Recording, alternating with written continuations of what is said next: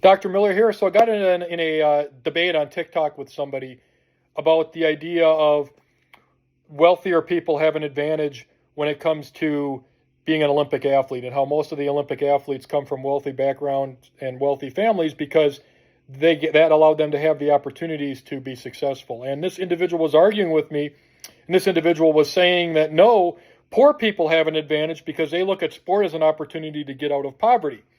Well, let's talk about that for a second. So if you go to Kenya, yeah, the Kenyans look at running as an opportunity to get out of poverty, and they look at the marathon in particular as a race that they tend to focus on because they want to get on a plane out of Kenya, win a marathon in the U.S.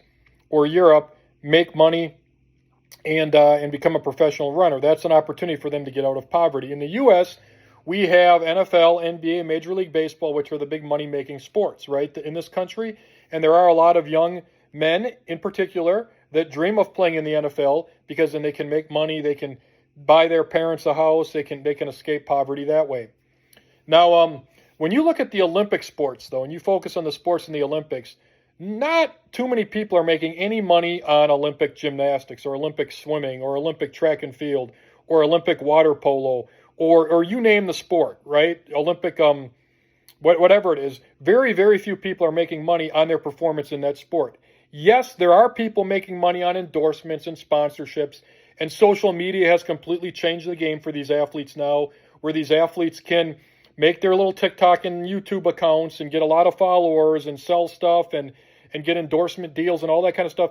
But as far as their performance in the sport, it's really not earning anybody any money. I think even if you win a gold medal in the Olympics, you get paid something, but it's not like it's an astronomically high amount of money. They're not making millions of dollars on their sport. So it's really not an opportunity to escape poverty, to go to the Olympics and be an Olympic athlete.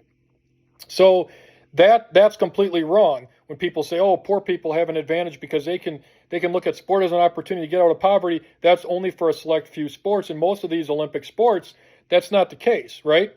So an individual that's growing up in poverty is very unlikely to pursue Olympic diving, for example, or Olympic gymnastics because, well, A, you got to be able to afford a good coach. B, you got to be able to afford a club. C, you got to be able to afford the travel that goes with, competing and all of that stuff.